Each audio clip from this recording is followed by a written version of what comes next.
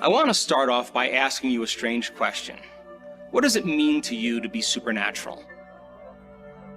To me, being supernatural is to be able to change your body by thought alone.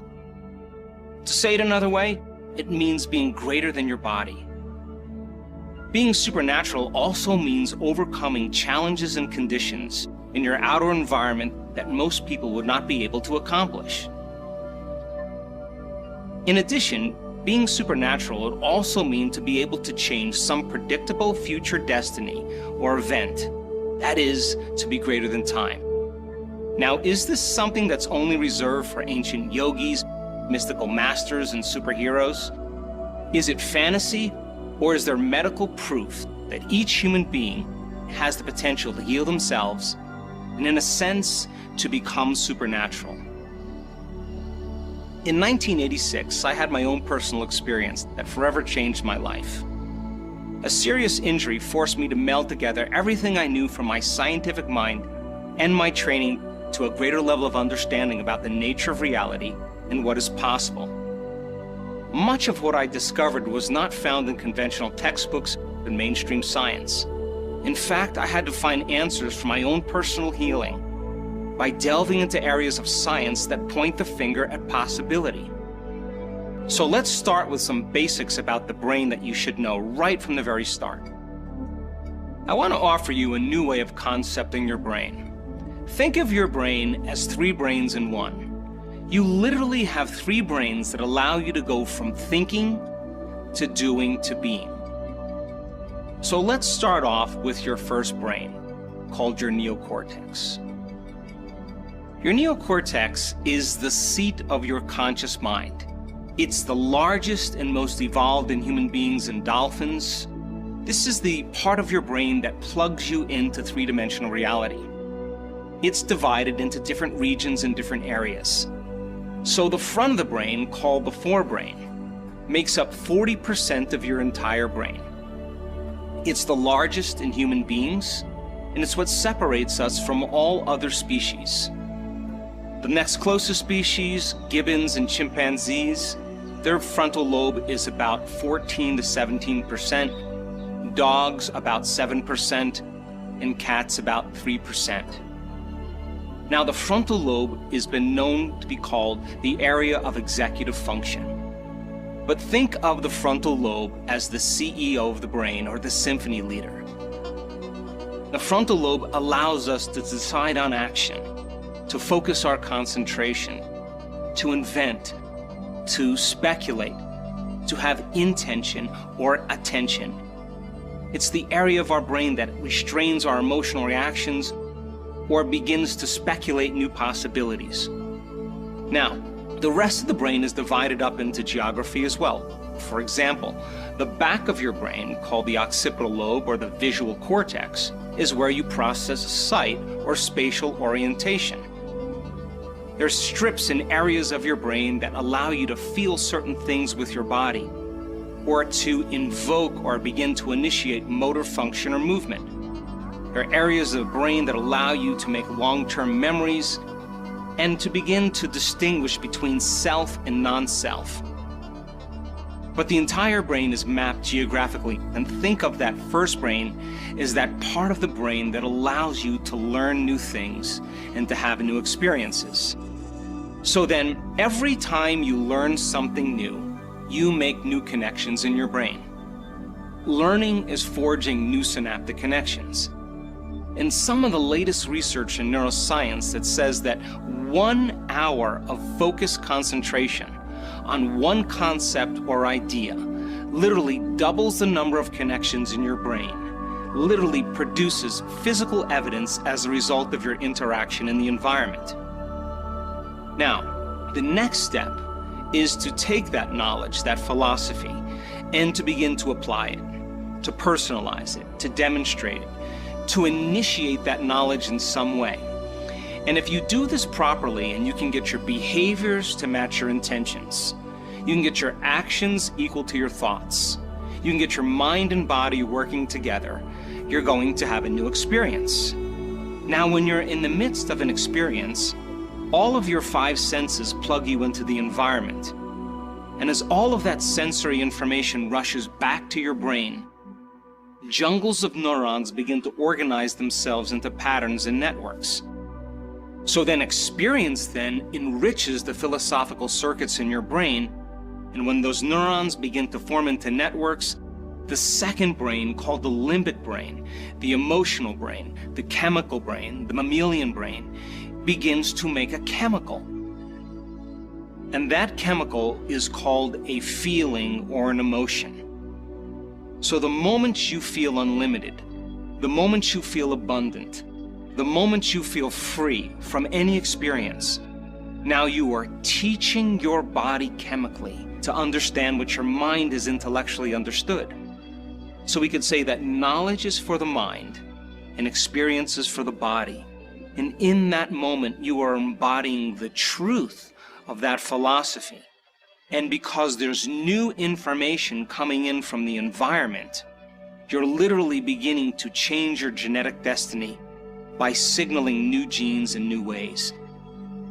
And it is the limbic brain, or the chemical brain, that begins to manufacture those chemicals so that your body begins to become chemically instructed to understand what your mind has intellectually understood. Now, the limbic brain also has some other functions. It is the seat of your autonomic nervous system. And think of your autonomic nervous system as your automatic nervous system. This is the part of the brain that subconsciously regulates blood sugar levels, hormone levels, temperature, respiration, heart rate. This is the part of the brain that's giving us life automatically. And so then, when you begin to manufacture that chemical from an experience, the emotional signature from that experience begins to change your body in some way. If you've been able to create that experience once, you should be able to recreate it again. And if you're able to recreate any experience over and over again, you are going to begin to neurochemically condition your mind and body begin to work as one. And if you've done something so many times that your body now knows how to do it as well as your mind, now it's innate in you. It's second nature. It's easy, it's automatic, it's familiar. In fact, you've done it so many times that you no longer have to consciously think about it. So then you know you do it, but you don't know how you know how. And we could say now that you're developing a skill or a habit. In other words, you're beginning to master that philosophy, and you're moving into a new state of being. And when you do this properly, over and over again, you activate that third brain called your cerebellum. This is the part of the brain that's responsible for you beginning to develop what's called implicit memories, or non-declarative memories, where you've done something so many times that you no longer have to consciously think about it. It's who you are.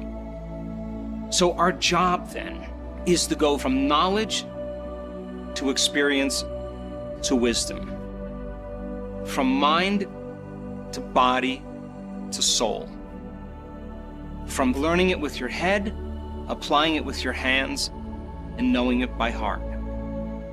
And I can tell you that common people around the world are doing the uncommon when they follow this formula. They're healing themselves of near-fatal diseases. They're reversing cancers. They're healing from childhood scars and wounds. They're creating new jobs, new opportunities, and they're having mystical experiences that transcend language, and they look just like you. Let's talk about different ways on how the brain works. Number one, we've all heard that when you lose a certain number of neurons in your brain, that those neurons will never come back. But there's an emerging field of science called neurogenesis. And neurogenesis literally means the growth of new neurons. And our research has found that when people begin to learn new things and have new experiences, not only will they begin to cultivate new synaptic connections in their brain, but they will actually flourish the growth of new neurons as a result of those novel experiences and learning. And we've even discovered that within 4 days, we begin to activate the very gene that processes that change. So, the studies that were done in the early 1900s said that no neurons could grow in the brain. Those scientists were studying rodents in an unchanging environment. So if rodents are in an unchanging environment and there's no new stimulation, there's no new activities, there's no new experiences, then their brains will stay the same. Now let's talk about you. If you think the same thoughts every single day, and for the most part, most people, 80% to 90% of their thoughts are the same thoughts as the day before.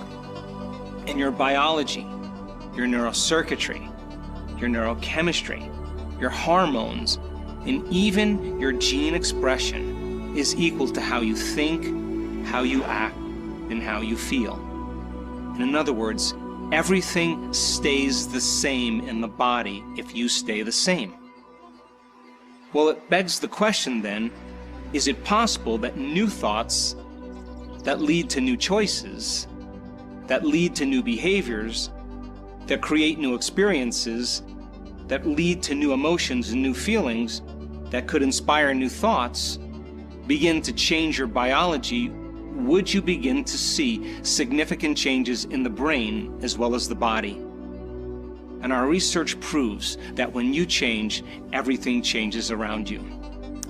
The second concept I want to talk about is the concept of coherence. And think about coherence as rhythm or order or synchronization. People who live by the hormones of stress on a daily basis, and for the most part, that's 70% of the time for most human beings. And when you're living in stress, you're living in survival. And when you're perceiving some threat in your external environment, when you perceive a danger, or you have the perception of something that could get worse, it turns on that primitive nervous system called your fight or flight nervous system. And when you're in stress, you're always trying to control or predict an outcome. So people who live under the gun of those chemicals, those emergency chemicals, are shifting their attention very quickly from one person in their life to another person in their life, to something at some place at some time, to meetings, to places they have to go. And every single one of those elements that are known in their external environment are neurological networks that are reflected in their brain. So under the urgency and the arousal of the stress hormones, we begin to shift our attention from one person to one thing. We activate these individual circuits. And like a lightning storm in the clouds, the brain begins to fire out of order, very incoherently. And when the brain is incoherent, you're incoherent. And when the brain isn't working right, you're not working right. So if you have the ability to practice being present and truly not thinking about what could happen in your future or what's happened in your past, but truly practice every single day, and if you keep doing that, if there is no predictable future and there is no familiar past and you're in the present moment, there should be possibilities that you haven't considered before. The beauty behind all of that means that the moment you are open to possibility and you're no longer focusing on knowns or familiars in your life, that's the moment you start experiencing those synchronicities, those serendipities, those coincidences that are happening all around you, because you're no longer investing your energy in a predictable future or a familiar past. And I think that you can teach that. And I think when people really start centering themselves and practicing that, they should expect the unexpected in their life. They should expect unknown events to begin to occur, possibilities that they haven't thought of. Because if they thought of them, they would have done them and it would have been a known. But so we have to stretch out into that world of possibilities, which is the unknown. And I'm interested in that supernatural process. I believe in human potential, and I've witnessed transformation and healings enough times to say that anybody can do it if they're given the proper instruction. I'm going to assume that The expression of this divine intelligence within us is the expression of life, which is equal to the health of the body. And that I think when we take time out of our busy lives to invest in ourselves, to become a work in progress, to begin to decide what thoughts we no longer want to think, what behaviors we'd like to change, what emotions we want to transform, and every single day make an effort to remove the blocks and the masks, the facades that stop the flow of the divine in us. When we begin to do that kind of work, that intelligence begins to move through us, and that's when we become more like it. We become more willful. It has an amazing will. And we become more mindful. It has an infinite mind. We become more conscious. It's a consciousness. We become more loving. It's a loving intelligence. We become more giving. It's a giver of life. I think its nature begins to become our nature. Its mind begins to become our mind. And the side effect of that, I think, was we move from this selfish state to this selfless state. And transformation does something really amazing. When you free yourself from the chains of those emotions that keep you anchored in the past, and you go from particle to wave, from matter to energy, and you begin to liberate energy, and your heart starts to open, and you feel one or connected to something greater. There's only one thing you want to do when you feel this way, and that is you want to give. You say, I feel so amazing. I want you to feel the way I feel. And so the natural tendency is to give something away, because you feel so whole in that moment that it's impossible to want. Now, why would you want when you're whole? Now, that to me is the natural state of being. Disease can exist in that state of holism. And I think that it's reachable in our lives, and I think that people can reach those elegant states, and it can begin to become more constant. So how do we become supernatural, then, is the question. And that is, we have to start doing what feels unnatural. In the beginning, of course, change is going to be uncomfortable. It's going to feel unfamiliar. There's going to be some uncertainty. You can't predict when you step into the unknown what that's like. And most people rush back to their familiar feelings and familiar behaviors, and they say, this feels right. No, it feels familiar. Becoming comfortable in that unknown, where the best way to predict your future is to create it, and be able to create from that place of the unknown, begins to produce supernatural effects in our lives. So then, giving when everybody else is in lack is supernatural. Demonstrating compassion when everybody's angry and judgmental is supernatural. Showing signs of love and strength and courage when everybody else is in fear. I think if we keep doing what feels unnatural, sooner or later we'll begin to become supernatural.